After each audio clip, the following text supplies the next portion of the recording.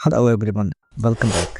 तो इस वीडियो में बेसिकली हम फ्री ट्रांसफॉर्म टूल को मज़ीद यूज़ करेंगे, एक्सपोर्ट करेंगे और उसको हम टेक्स्ट पे अप्लाई करेंगे बेसिकली। तो आइए स्टार्ट करते हैं। तो सबसे पहले we need a text on our output. तो मैं यहाँ पे टेक्स्ट में क्या आ रहा हूँ, मैं पर्सपेक्टिव ही लिख रहा हूँ क्योंकि हम पर्सपेक्टिव पे ही काम करेंगे और इसको मैं बोल्ड कर देता हूँ।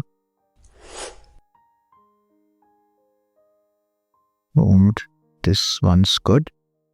और उसके बाद मैं इसको सिलेक्ट करके ग्रेट आउटलाइन, तो है भैया इसको बड़ा करूँगा। उसके बाद मैं एक लाइन के थ्रू इसको कट करूँगा। मैं कैसे करूँगा, you will see.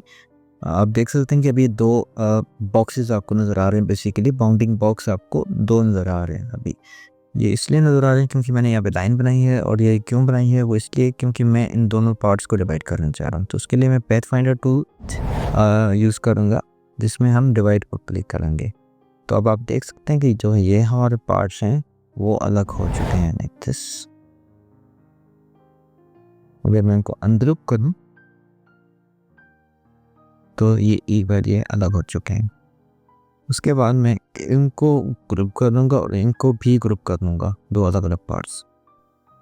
So basically अब मैं क्या करूँगा, इस पार्ट को सेलेक्ट करके यहाँ पे मेरे पास फ्री ट्रांसफॉर्म टूल होगा, उसको मैं यूज़ करूँगा। उस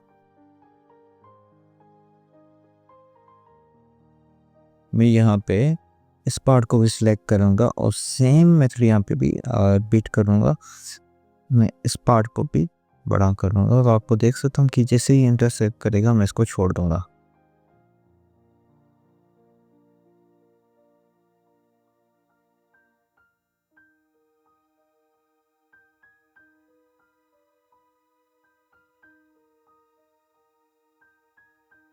तो आप देख सकते हैं कि बेसिकली हमारा एक पर्सपेक्टिव बन के हमारे सामने आ गया है। तो मैं यहाँ पे एक इसका कदम मैं बेशक दूर रख देता हूँ। इसको मैं ये चीज़ बेसिकली लोगोस में काफ़ी ज़्यादा काम आती है। एंड उसके बाद इसको हम अरेंज में जाके सेंटर बैक कर लेंगे। वो इसलिए कर लेंगे क्योंकि मैं इसका कलर वाइट करना चाहता हूँ, क्योंकि हमने इसको आउटलाइन बनाया है तो इसका फिल भी आ गया है। अभी फिल किसी भी हमें फिल ही चाहिए, तो मैं शेप ब्लेंडर टूल यूज़ करके ये जो एक्स्ट्रा पार्ट्स हैं इनको ऑल्टर दबा के रिमूव कर लूँगा, लाइक दिस।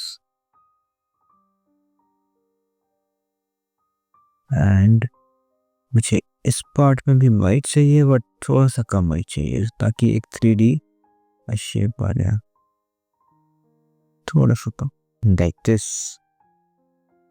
उसको हम लाइट भी कर सकते हैं ज़्यादा।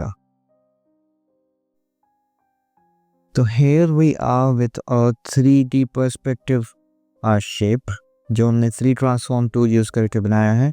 तो आई होप आपको क्लियर अंडरस्टैंडिंग होगी कि ये किस तरह के लोगोस में और कहाँ पे ये यूज़ हो सकता है। तो that's all for this video. मिलते हैं अगली वीडियो में, तब तक अल्लाह हाफिज़।